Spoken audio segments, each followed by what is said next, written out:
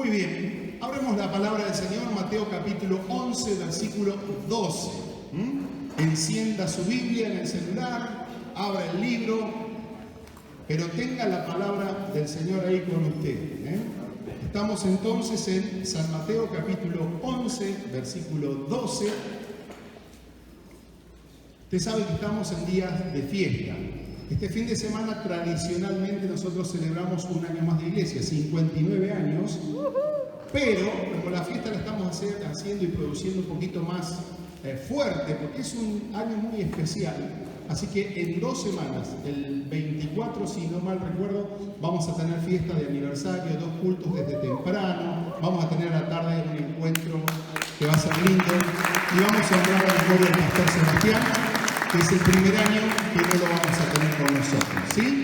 Pero nos preparamos para el 60. El 60, prepárese. ¿Amén? Muy bien. Vamos a hablar de cosas que son cosas de valientes, de gente determinada. Dice Mateo 11, versículo 12, desde los días de Juan el Bautista hasta ahora, el reino de los cielos sufre violencia y los violentos lo arrebatan. Vamos de nuevo. Desde los días de Juan el Bautista hasta ahora, el reino de los cielos sufre violencia y los violentos lo arrebatan. Si usted ha venido a Cristo pensando que usted va a entrar en modo Disney para que todas sus necesidades sean saldadas, para que usted viva una vida relajada, para que usted viva disfrutando de la presencia del Señor y que no tenga ningún tipo de conflicto o contrariedad, usted se equivocó. Porque esto se trata de 2 reinos, esto se trata de un conflicto bélico desde el principio de los tiempos. Hay un reino de las tinieblas y un reino de la luz que están contendiendo. No hay nada inocente en el mundo espiritual. Fuimos llamados de la oscuridad a la luz y siempre luz y oscuridad están compitiendo, están combatiendo. Nuestra vida espiritual es una lucha espiritual. Por eso San Pablo al terminar su vida decía: he peleado la buena batalla de la fe. El cristianismo se trata de pelea. Cuando nosotros queremos paz, acá la palabra nos está diciendo necesitamos que el reino de Dios se manifieste con personas determinadas, con una característica que es propia de guerreros, de soldados. Por eso, alguna vez quizá hemos pensado que nos íbamos a relajar en la vida espiritual y usted sabe que cuando termina una batalla Dios le prepara y viene otra cosa y permanentemente hay un conflicto espiritual. Y el que representa al reino de las tinieblas, usted lo conoce, se llama Diablo, Satanás y con un montón de otros nombres sinónimos. Él irrumpió en la historia humana. Satanás no fue diseñado para reinar en la tierra, fue diseñado para reinar como Lucifer, nombre original, allá en los cielos dirigiendo la alabanza y la adoración. Pero tuvo un acto de rebelión, de desobediencia ante la autoridad de Dios y fue arrojado en tierra. Se le dio permiso para poder visitar la tierra, pero no era un ocupante de la tierra. Quienes reinaban con el respaldo de Dios, Adán y Eva, representando a nuestra humanidad, a nosotros. El hombre fue creado por Dios para reinar, para subgobernar con ese respaldo de la autoridad de Dios. Pero este Satanás es un usurpador y un ocupa de este mundo. Ahora, si el hombre tenía la autoridad de parte del Señor acá en la tierra, es el hombre el que le tenía que dar permiso a Satanás, darle las llaves de este reino para que él comience a operar. Y así fue, así fue. Era ilegal que Satanás reine. El que reinaba era el hombre, pero el hombre y la mujer le dieron la autoridad delegada de Dios aquí en la tierra. ¿Y qué estrategia usó Satanás y sigue usando Satanás para ocupar lugares legales con el permiso de alguien que le abre y le cede la puerta para que él entre y gobierne? La estrategia se llama muy clara, es pecado, se llama pecado. Palabra muy poco predicada muchas veces en muchas iglesias. El pecado es anticipado por una tentación. La tentación es la posibilidad previa donde en mi libertad yo tengo que tomar una decisión. Todo lo que había en el huerto podía ser para que lo disfrute Adán y Eva, salvo un arbolito. Dios siempre va a poner una señal para probar nuestra sumisión, obediencia y sujeción a Él. Siempre habrá todo por disfrutar, pero algo por tener en cuenta. ¿Por qué? Porque es una actitud que tenemos que tener de permanente reconocimiento de que Dios es el Dios de todo, el dador de todo, y que, como dice también Eclesiastés, nos da Él la facultad de disfrutar lo que Él nos ha dado. ¿Estamos hasta ahí? La tentación hace que pueda tener la posibilidad de evadirla o de caer en la tentación. Cada vez que caemos en la tentación se llama pecado. ¿Y qué decía el profeta Ezequiel? El alma que pecare ciertamente morirá. Desde el momento que nosotros le damos la puerta al pecado, ahí entra la muerte. Después Pablo lo explica también en Romanos. Y muerte significa separación. Separación. Qué dura es la muerte, qué dura es la separación. Pero técnicamente es una separación entre el cuerpo y el alma o espíritu de la persona. Siempre que hay pecado, el pecado engendra muerte. El pecado es dulce como tentación, pero el fin es más amargo que el ajenjo. O sea, la paga del pecado es la muerte, y muerte es separación. Tenemos un mundo que le dio el permiso a Satanás. Por eso el mundo está como está. Por eso el mundo está gobernado bajo el poder de las tinieblas. Isaías, ahí en el capítulo 59, dice, parafraseando con la NBI, el problema está en que sus pecados, nuestros, los han separado de Dios. El pecado trae muerte, la muerte, separación.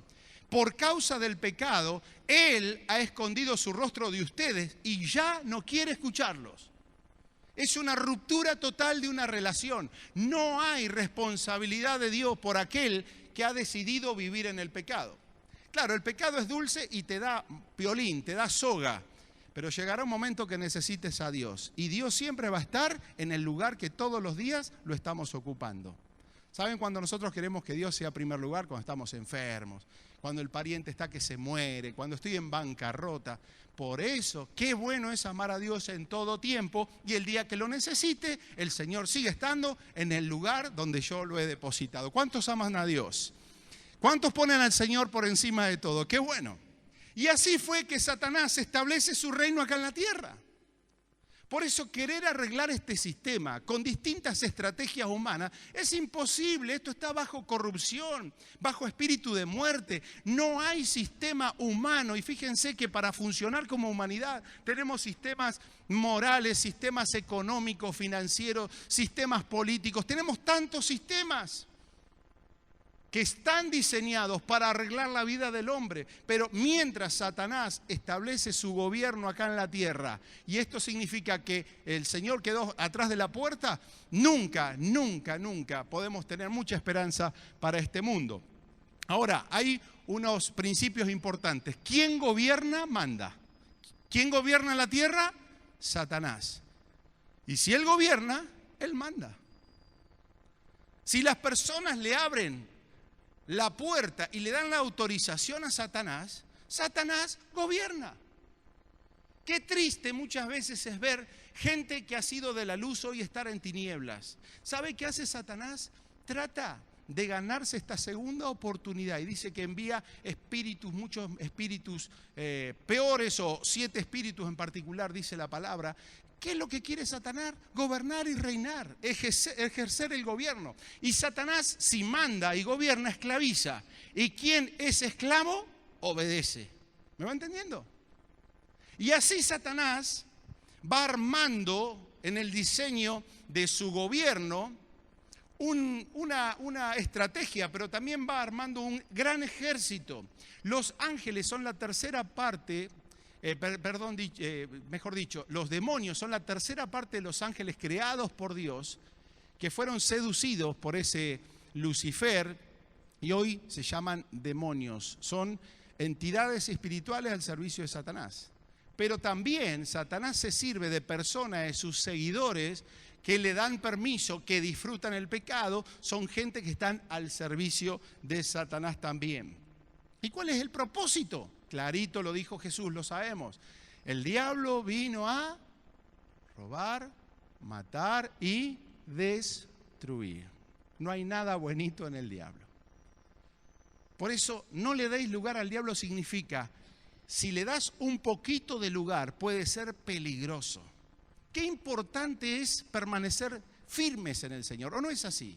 Cada día, un compromiso con el Señor cada día. Ahora, Él vino a robar, matar y destruir.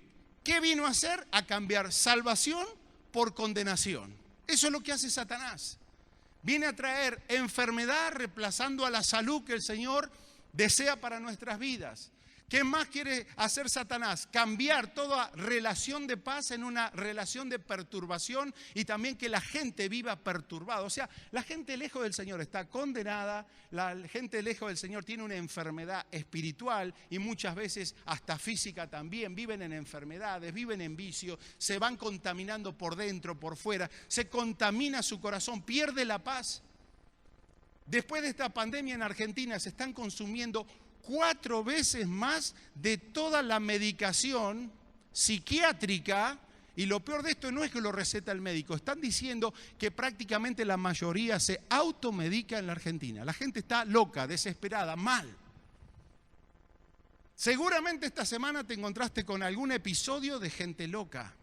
Ahí en Buenos Aires estaba leyendo que como a veces pasa y reaccionan los dueños de casa. Estaba un garage donde dice prohibido estacionar y bueno, ¿qué pasa como argentinos que no respetamos la ley? Le metemos un auto. Había una camioneta hermosa y el dueño se enojó tanto que sacó una pistola y le empezó a dar. Obviamente fue preso.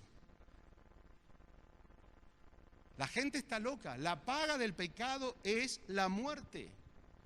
Quiere cambiar la unidad por separación. Hay disputas, peleas, contiendas, enemistades. ¿Y en dónde quiere seguir reinando Satanás? En todos lados.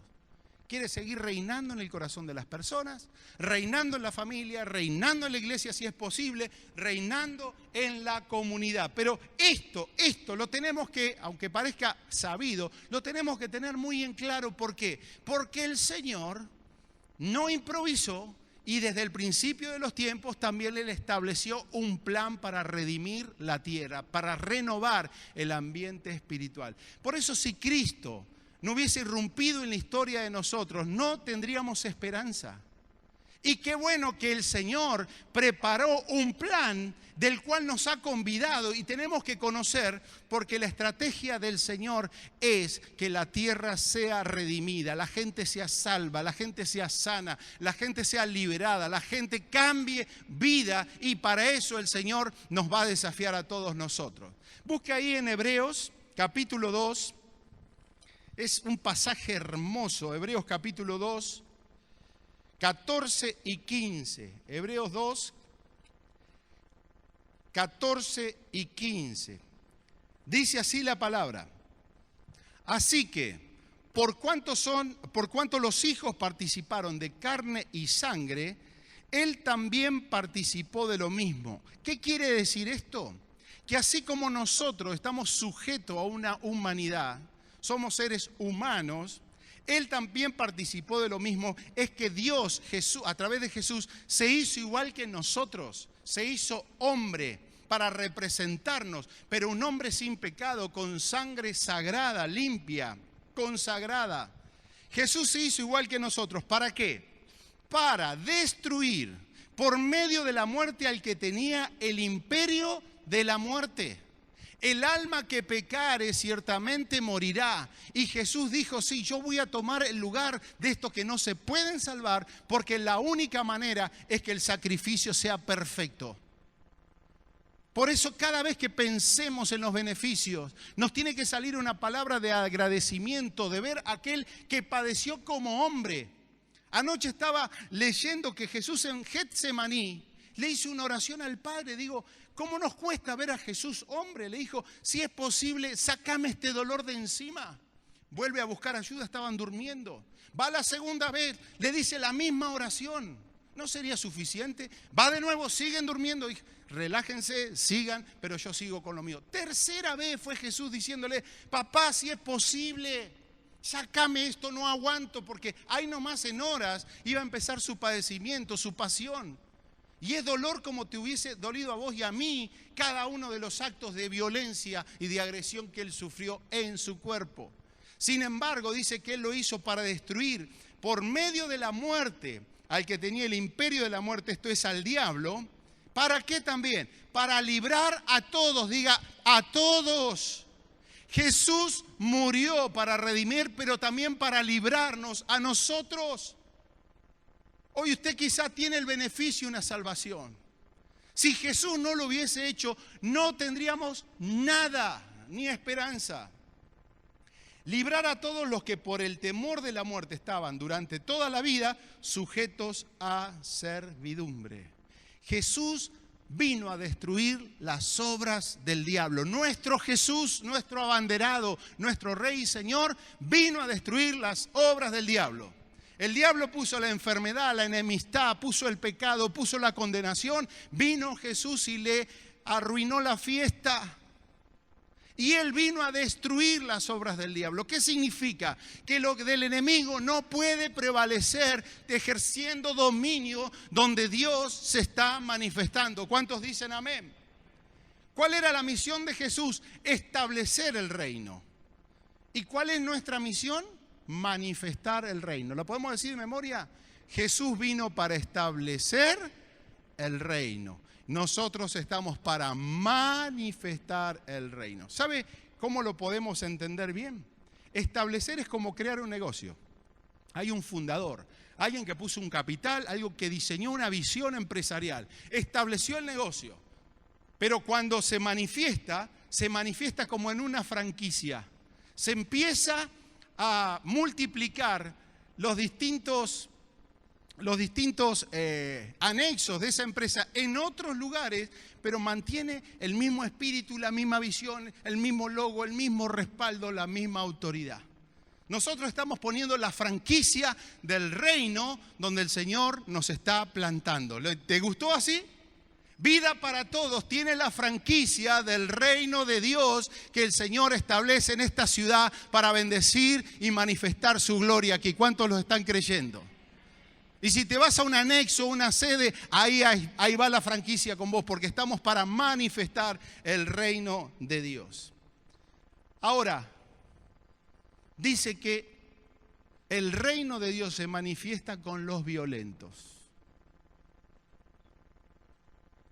¿Qué te quiero decir con esto? Que esto es cosa de valiente. El cristianismo no es para cualquiera. Seguir al Señor no es para cualquiera. Vivir la fe no es para cualquiera. Emocionarnos, buscar el beneficio, buscar una manifestación a veces emotiva en nuestra vida. Puede ser que nos atraiga, pero no es para cualquiera. El reino de los cielos sufre violencia y los violentos lo arrebatan. El conflicto es letal, la lucha es encarnizada. Todos los que Satanás ha levantado en la historia bíblica y hoy en día son personas que agresivamente están atacando, están queriendo derribar con un espíritu satánico todo lo que Dios ha establecido. Por eso nuestras familias siempre están confrontadas. Por eso nuestras iglesias están confrontadas. Si Satanás logra romper la unidad, dividir la iglesia perdió el efecto, porque la unidad nos hace poderosos. ¿Cuántos dicen amén? La unidad nos hace poderosos, porque para vivir en una relación de unidad hay que ser muy valiente. Ahora, simplemente quiero recordarte que estos violentos, estos que tienen determinación, estos que se ponen en la vida delante de Dios para decir, yo abrazo el reino, tienen 3 características que te quiero compartir en esta mañana. La número 1, los que arrebatan el reino, los violentos del reino, los que están poniéndole el pecho, la fuerza, el compromiso, tienen una identidad definida. En un momento estaba Josué, tenía una gran misión, se le aparece un ángel. ¿Qué fue lo primero que le dijo Josué? ¿Sos de ellos o sos de nosotros? Y yo te pregunto también, ¿sos del Señor o no sos del Señor? Para decirla fina. Jesús era un bruto, decía, ustedes son de vuestro padre el diablo. No andaba con mucha diplomacia. O sea, los definió bien. Pero el que es del reino, sabe quién es y qué tiene que hacer. Está definido. Estos saben quiénes son y saben a quién pertenecen. Y sabe que la identidad cristiana es cuánto me he mimetizado con el Señor. ¿Cuánto tiene el Señor de mí? Y esa identidad que yo puedo decirle, yo soy del Señor, tengo una identidad cristiana, he entregado mi vida a Cristo, me he bautizado conscientemente, he dado testimonio. Esa identidad siempre va a estar probada o permanentemente probada por nuestro círculo inmediato. Siempre va a estar probada nuestra identidad. Mientras no hay presión, podemos decir que estamos con Jesús. Ahí cuando Jesús sale para el Getsemaní, le dice, yo voy a entrar a padecer, muchachos, esto se va a complicar. Y sale Pedro y le dice, Señor, yo jamás te dejaré. Si vas a la cruz, yo voy a morir contigo. Pero también dice la historia que el resto de los apóstoles dijeron lo mismo. Claro, Pedro fue el que siempre se manifestaba, pero los otros dijeron lo mismo. Después de Getsemaní, o mientras estaba Jesús en Getsemaní, viene Judas con una turba, con gente que le iba a prender. Es más, parece que Judas le dijo, al que le dé el beso, a ese lo voy a entregar, a ese se los vendo. Se ve que Jesús era uno más. Y cuando se empezó a poner complicada la historia, no solamente Pedro le niega, sino que dice literalmente la palabra, todos los discípulos escaparon. La identidad no la tenemos en la iglesia. La identidad la tenemos en la presión del mundo y de la gente que nos rodea, que vive otra vida. Tomo un ejemplito. Mi nena empieza con los cumpleaños de 15 en esta etapa, ¿sí? Y los padres, cuando las chicas tienen que ir a una fiestita, ¿qué hacemos? Oramos como locos, intercedemos y descansamos en el Señor. Parece ser que esta niña le dijo a la madre, la verdad, qué rara me sentí. No sabía las canciones que ellos cantan. Los temas que hablaban no me importaban. No soy de bailar, no me sale bailar. Pero me dice la madre, cuando habló de recreo y de la clase que dio para esos niños, se le iluminó el rostro. Estamos en el mundo, pero no somos del mundo. Podemos ir por un montón de lugares, pero el contexto siempre va a probar nuestra identidad. No es de extrañarse, dice Pedro, que tus amigos de la vieja vida se sorprendan de vos y ya no participan en las cosas destructivas y descontroladas que ellos hacen. Por eso los insultan. Te la digo en criollo. Si sos del Señor y si vamos a tener una identidad, en criollo hay que bancárselas. ¿Estás dispuesto? Pero esto define a la gente de reino. La gente que manifiesta el reino es gente que tiene una identidad definida. En segundo lugar, viven en la tierra bajo los principios del reino. Porque todo reino tiene un gobierno y todo gobierno tiene una ley o legalidad. ¿Estamos? Entonces, nosotros estamos en el mundo y tenemos que funcionar en reglas y normas del mundo. Pero no somos de este mundo, somos ciudadanos del cielo. O sea, nuestro verdadero gobierno y leyes vienen de arriba y no desde aquí. Entonces, ¿qué dice San Juan 8:47? Que el que es de Dios, las palabras de Dios oye. Es clarito. Vive bajo la legalidad del reino de Dios. Y en algún momento podemos compartir y caminar juntos, pero llegará un momento que mi legalidad de reino va a hacer que yo tenga que desoír o no caminar junto con aquel que vive con otra regla u otra norma. Esto se llama ética cristiana. Ética cristiana no es lo que sé o lo que aprendí. Ética cristiana es una filosofía de vida donde mi vida y la manera de moverme representan la legalidad del reino. Por eso, qué importante es vivir bajo los principios del reino. Tu manera de vivir define bajo qué leyes de gobierno vives. O estás sujeto a Cristo o estás sujeto a otro reino. Por eso, aplicamos los principios del reino en nuestras vidas. Por eso nuestros matrimonios son diferentes, tienen otra legalidad. Nosotros nos manejamos por lo que Dios dice que es un matrimonio, por lo que Dios dice que es una sexualidad saludable, por lo que Dios dice cómo me tengo que mover en este mundo. Por eso no puedo decir que soy del reino de Dios, pero me estoy manejando con otros principios de vida que no representan el reino de Dios. Por eso no vivimos en consonancia con la cultura de esta tierra. Somos marcianos. Somos incomprensibles. Esto es tan loco. Ahora yo digo una cosa. Estábamos adorando al Señor. Hay un ambiente de presencia de Dios desde antes que empiece la reunión. Cambiarlo por una fiestita de 2 horas donde lo niegues al Señor, ¿vale la pena? La vida continúa, la juventud continúa, pero dice la palabra, acuérdate de tu Creador en los días de tu juventud, antes que vengan los días malos. Gente, a todos un día se nos vienen los días malos. Y los re malos es a la hora de estar frente a nuestra propia muerte. ¿O no son los peores días de la historia de las personas? Pero nosotros definimos nuestra eternidad por la legalidad que nosotros ejercemos. Y la última es que la gente de reino, esa gente que representa lo que Dios está estableciendo acá en la tierra, esa gente que tiene una identidad definida, que vive en los principios del reino, tiene el beneficio del respaldo de la autoridad de Dios. Y eso quiero como último punto decirte, tenemos el respaldo de la autoridad de Dios. Decite a vos mismo, tengo el respaldo de la autoridad de Dios.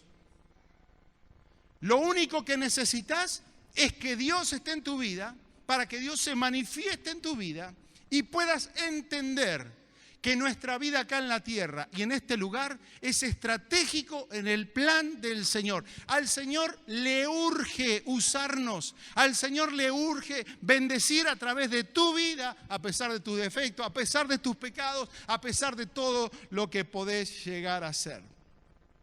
Hijitos, ustedes son de Dios y han vencido porque mayor es el que está en ustedes que el que está en el mundo. Está establecido en el mundo el reino de las tinieblas, pero el que está con nosotros es mayor que el que está en el mundo. Tenés poder de Dios, tenés autoridad de Dios. Tomala en tu familia, tomala en tu ministerio, tomala en tu finanza y también en tu destino. Dime cuánto vives, esta frase me gustó de un amigo, dime cuánto vives cerca del trono de Dios y te diré qué capacidad de gobierno tú tienes. Después te la paso. Dime cuánto vives cerca del trono de Dios y te diré qué capacidad de gobierno tú tienes. No sé si pueden pasar los chicos. Jesús dijo, atendé porque acá le damos el cierre. Jesús dijo, si por el dedo de Dios, es una personificación de Dios para entender algo más cercano a nosotros. Si por el dedo de Dios echo yo fuera los demonios, ciertamente el reino de Dios ha llegado a ustedes. Cada vez que hay un acto de milagros, de conversión, de restauración, ahí estamos en presencia de la manifestación del reino de Dios.